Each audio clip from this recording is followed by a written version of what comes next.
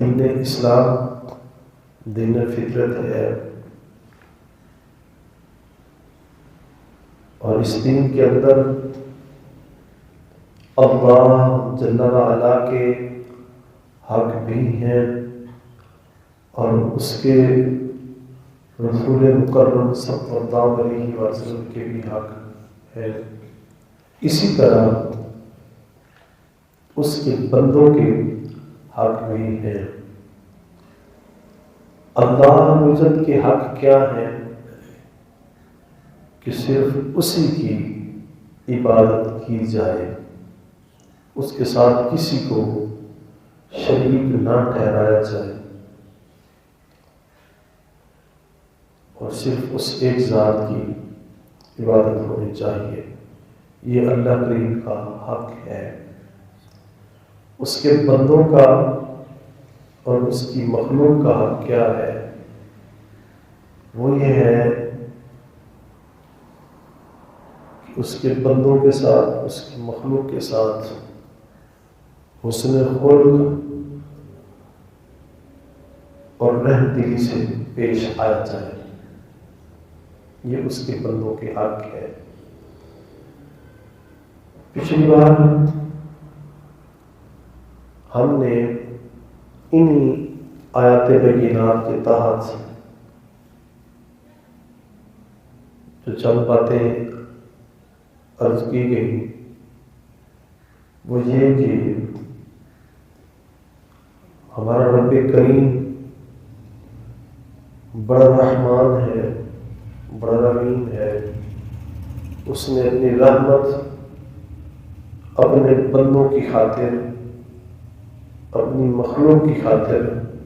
اپنی ذات پہ لازم فرما دی ہے۔ وہ بہت بڑا رحمان ہے، بہت بڑا رحیم ہے۔ وہ اپنے بندوں سے بڑا پیار فرماتا ہے۔ اس حوالے سے چند باتیں ہوئی۔ آج اسی کا بقیہ حصہ کہ جیسے وہ اپنے بندوں پہ اور اپنی مخلوق پہ بڑا رحیم ہے، اسی طرح اس نے اپنے رسول مکرم صلی اللہ علیہ وسلم کو بھی اسی صفت سے سرفراز فرمایا ہے، اور ایسے وہ چاہتا ہے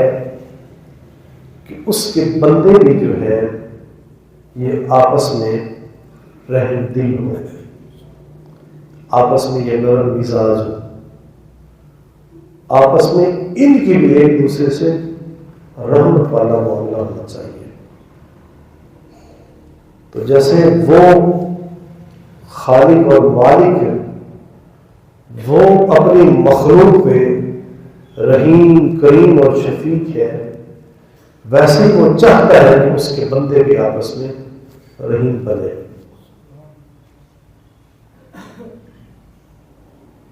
تو اس لیے آج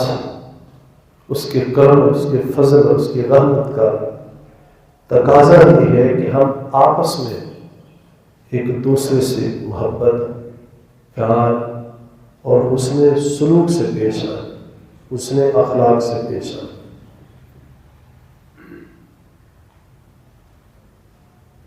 حضور صلی اللہ علیہ وسلم کے سامنے بیٹھنے والے آپ کے اصحاب ہیں، اور آپ کے اصحاب کو ذرا دیکھیں کہ جب ان کا تعارف کروایا گیا ہے، ان کے بارے میں بھی جو ہمیں خبریں دی ہیں وہ انہی مبارک لفظوں سے کہ محمد رسول اللہ والذین معہ اشداء علی الکفار رحماء بینہم، فرمایا جو محمد صلی اللہ علیہ وسلم کے جو ساتھی ہیں وہ کافروں پر تو بڑے سخت ہیں، لیکن آپس میں وہ بڑے رحم دل ہیں۔ ان کے بارے میں بھی جو بتایا ہے تو معلوم ہوا حضور کے جو اصحاب ہیں وہ آپس میں بڑے رحم دل ہیں۔ تو آج امت کے لیے یہ لمحہ فکریہ ہے اور ازحد ضروری ہے کہ ہم آپس میں اخلاق سے اور پیار سے پیش آئیں۔ یہ درس سرکار نے اس شدت کے ساتھ اور اس محنت کے ساتھ حضور نے اپنی امت کو دیا ہے کہ ساری زندگی آپ حضور کے اوصاف دیکھ لیں، حضور کے اخلاق دیکھیں آپ، تو حد کر دی ہے کہ حضور ہر لمحہ آپ اپنی امت کے لیے حضور شفیق ہے، اپنی امت کے لیے شفیق ہے۔ حدیث پاک میں آتا ہے کہ اگر کسی سے آپ کے سامنے کوئی غلطی ہو جاتی، کوئی ناگوار بات گزرتی، تو حضور نے یہ نہیں کہتے تھے کہ آپ نے یہ کام خراب کر دیا، تو نے یہ کر دیا، بلکہ اس کی غلطی کو دیکھ کے تو حضور فرماتے کہ اللہ کو منظور ہی ایسے تھا کہ جب کسی سے کوئی ناگوار بات ہوتی، وہ غلطی ہو جاتی، تو اتنا احساس فرماتے، جذبات کا بھی دھیان رکھتے، خیال کرتے کہ اگر یہ بات ان کے منہ پہ مانی جائے گی کہ تو نے یہ غلطی کر دی ہے، تو بعض مقامات پہ حضور نے ایسے اخلاق کو سامنے رکھا ہے کہ اس کی غلطی اسے نہیں دکھائی، بلکہ فرمایا کہ یہ اللہ کو منظور ہی ایسے تھا، اسے خود بخود سمجھ آ جاتی کہ میری غلطی تو ہے، لیکن حضور کا بھی اخلاق اور انداز کریمانہ ایسا ہے کہ فرماتے کہ اللہ کو منظور ہی ایسے تھا۔ اس اخلاق سے حضور پیش آتا، اور یہی وجہ ہے، انہی اوصاف کی وجہ سے پھر آپ کو فرمایا گیا وَإِنَّكَ لَعَلَىٰ خُلُقٍ عَظِيمٍ، کہ بے شک آپ کا اخلاق بڑا عالی ہے، آپ کا اخلاق بڑا عالی ہے۔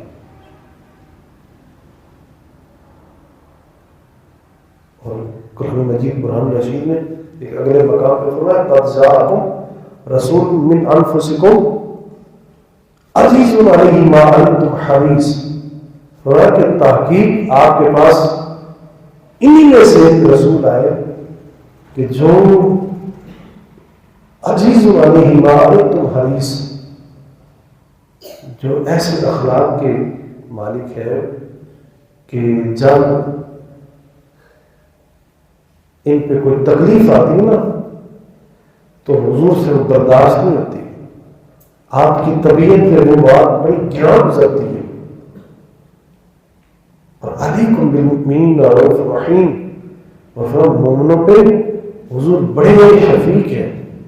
بڑے مہربان ہیں، یعنی حضور ہر وقت اس دو میں کوشش میں رہتے کہ انہیں کوئی تکلیف نہ آئے، اور اگر کوئی لوگوں پہ تکلیف آتی ہے تو حضور پریشان ہوتے ہیں، اور ہر وقت حضور ان کی فکر کرتے ہیں، ہر وقت ان کی فکر کرتے ہیں۔ اور وَلَوْ كُنْتَ فَظًّا غَلِيظَ الْقَلْبِ لَانفَضُّوا مِنْ حَوْلِكَ، تو میں اے محبوب اگر یہ کھٹے مزاج والے ہوتے، اگر یہ ترش روح ہوتے، تو یہ جو لوگ ان کے پاس جمع یہ کبھی ان کے پاس نہ بیٹھتے، کبھی ان کے پاس نہ بیٹھتے۔ تو لہٰذا یہ اخلاق ہے، یہ حضور کے جذبات اور احساسات ہیں آپ کے اصحاب کے لیے، امت کے لیے، جو درس دیا ہے، جو سبق دیا ہے۔ تو لب الباب جو بات ہے وہ کیا ہے کہ بندوں کا ایک دوسروں سے محبت کرنا، شفقت کرنا اور نرم مزاجی کا مظاہرہ کرنا، یہ اسلام کا تقاضا ہے۔